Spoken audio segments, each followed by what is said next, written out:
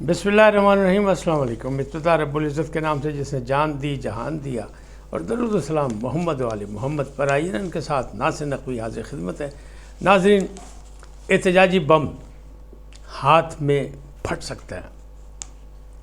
इमरान मुर्शिद के मर्तबे पर फायज़ हैं, ये किसने कहा ये भी बताऊंगा आपको। और गंडापुर हीरो के ज़ीरो लतीफ़ खोसा का इन मुश्किल हालात में रक़्स, हुकूमत भी इस्लामाबाद हाई कोर्ट पहुंच गई।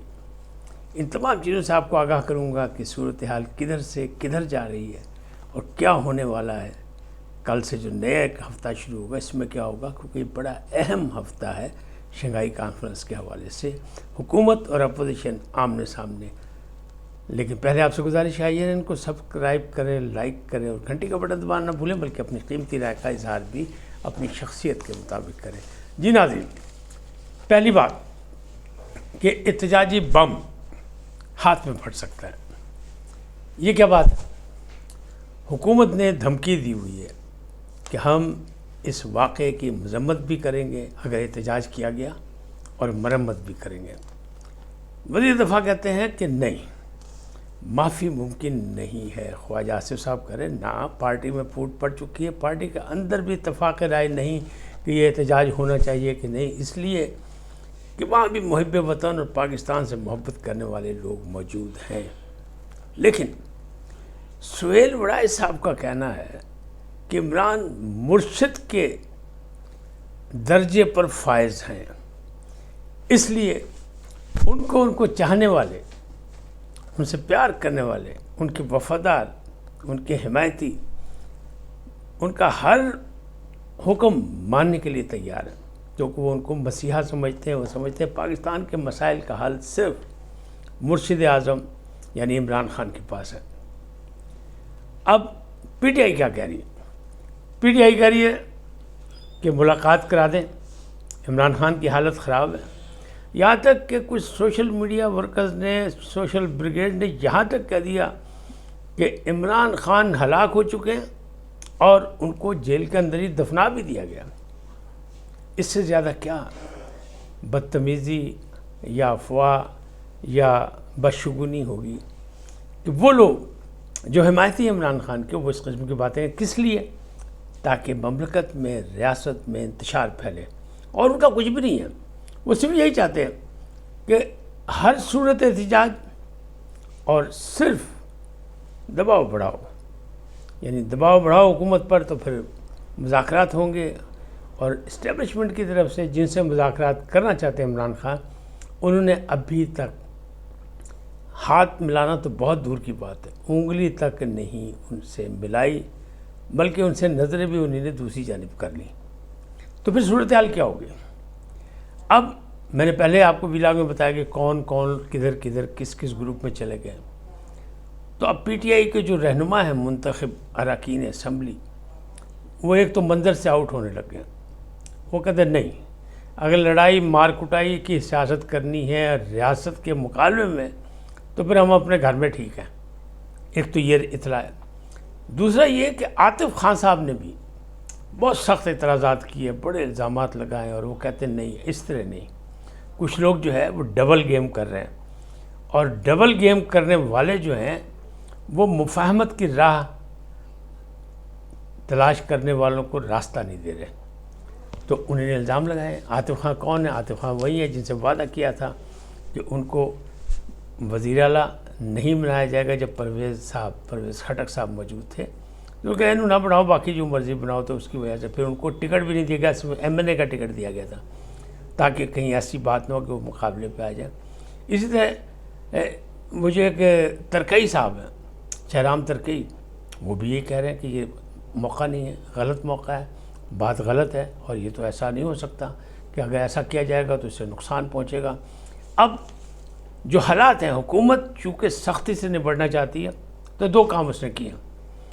एक तो अलल ऐलान उसने कह दिया कि माफ़ी किसी को नहीं होगी, और पीटीआई वाले ख़ुद कह रहे हैं कि लोगों के घरों में छापे पड़ रहे हैं। पंजाब असम्बली के जो कायद हज़्ब इख्तिलाफ़ हैं, अहमद बच्चर साहब, उन्होंने भी कहा है कि लोगों के घरों में छापे पड़ रहे हैं, लोगों के घरों में چادر دیواری کا تقدس پامال کیا جا رہا ہے، انہیں پکڑا جا رہا ہے۔ حکومت کہتی ہے نہیں ایسا کام نہیں کر رہے ہم، لیکن ان کا دعویٰ تو یہی ہے کہ یہ ہو رہا ہے۔ دوسری جانب یہ باقاعدہ اطلاع ہے کہ راولپنڈی اور اسلام آباد کے گرد و نواح میں یعنی چھاپوں کا چاند نظر آ گیا، یعنی آج سے چھاپے پڑیں گے، لوگ گھروں کی تلاشی ہوں گی، اور جو لوگ بڑے سرگرم ہیں یا جو ڈی چوک جانے کے حمایتی ہیں ان تک فورسز پہنچ جائیں گی، پولیس پہنچ جائے گی، کیونکہ کسی قسم کا وہ رسک نہیں لینا چاہتے شنگھائی تعاون کانفرنس کے موقع پر۔ تو چاند نظر آ گیا چھاپوں کا، پکڑ دکڑ بھی ہوگی اور مار پٹائی بھی ہوگی، تشدد کے واقعات بھی ہوں گے، اس لیے کہ دفعہ 144 سے قانون کی خلاف ورزی، فورسز موجود ہیں، قومی مسئلہ ہے، شنگھائی کانفرنس پوری ملت کی عزت کا مسئلہ ہے، ملک و ملت کی، اور خالی ملک و ملت کی عزت کا مسئلہ نہیں ہے، اس کی ترقی اور خوشحالی کا مسئلہ بھی ہے، کیونکہ اس میں بہت سے معاہدے ہونے ہیں۔ دیکھیں سعودی عرب کا وفد آیا، معاہدے کر کے چلا گیا، ملائیشیا کے وزیر اعظم آئے، انہوں نے بہت سے MOU پہ سائن کیے، تو معاملات تو بہتری کی طرف جا رہے ہیں۔ حکومت کا بھی یہی دعویٰ ہے، رزلٹ ظاہر ہے الدین کا چراغ کسی کے پاس نہیں، کوئی بھی نہیں نکال سکتا، لیکن ایک آواز جو ہر طرف سے آ رہی ہے، ملک کے اندر سے بھی اور باہر سے بھی، کہ پاکستان ڈیفالٹ ہونے سے بچ چکا ہے، محفوظ ہے۔ تو اگر یہ محفوظ ہے تو پھر باقی بھی راستے بہتر ہو ہی جائیں گے۔ اب بات کرتے ہیں کہ PTI پہ ہے مشکلات، PTI میں دھڑے بندیاں ہو رہی ہیں، PTI میں مختلف آراء پائی جا رہی ہیں، PTI میں کچھ لوگ کہتے ہیں احتجاج کریں، PTI میں چیئرمین صاحب خود کہہ رہے ہیں کہ نہیں احتجاج اس وقت نہیں ہونا چاہیے، لیکن سیکرٹری انفارمیشن جو ہے وقاص اکرم شیخ صاحب وہ کہتے ہیں نہیں جی ہونا چاہیے۔ اچھا اسی طرح PTI کہتی ہے کہ KPK میں وہ جرگہ نہیں ہونا چاہیے، منظور پشین سے ملاقات کر کے ان سے معاملات طے کریں کوئی، اور سلمان اکرم راجہ جو سیکرٹری جنرل پارٹی کے وہ کہتے ہیں ہم ان کا مقدمہ لڑیں گے، یہ انسانی حقوق کی خلاف ورزی، انہیں جرگہ کرنے دینا چاہیے، یعنی رائے الگ الگ ہے ہر معاملے پہ۔ اور اس برے حالات میں ایک ویڈیو چھوٹی سی آ گئی MNA یعنی ممبر قومی اسمبلی تحریک انصاف کے، جنہوں نے خواجہ سعد رفیق کو شکست دی تھی، اور خواجہ سعد رفیق نے بھی بڑی بہادری سے فوراً سب سے پہلے شکست تسلیم کر لی تھی کہ ٹھیک ہے میں ہار گیا، بالکل، اور مبارکباد دے دی تھی۔ وہ ہیں جناب سابق گورنر پنجاب لطیف کھوسہ صاحب، جو اس وقت یعنی جسے کہا جائے حال مقیم PTI ہے۔ تو ان کی ایک ویڈیو آئی ہے جس میں وہ رقص کر رہے ہیں، کچھ خواتین بھی ہیں ساتھ۔ اچھا ان کا دعویٰ یہ ہے کہ وہ ان کی 89 کی کوئی فنکشن تھا، سالگرہ تھی، اس میں یہ ہے، بہرحال ہے تو افسوسناک، لیکن آپ یہ سوچیں کہ اس کی ٹرولنگ کون کر رہا ہے؟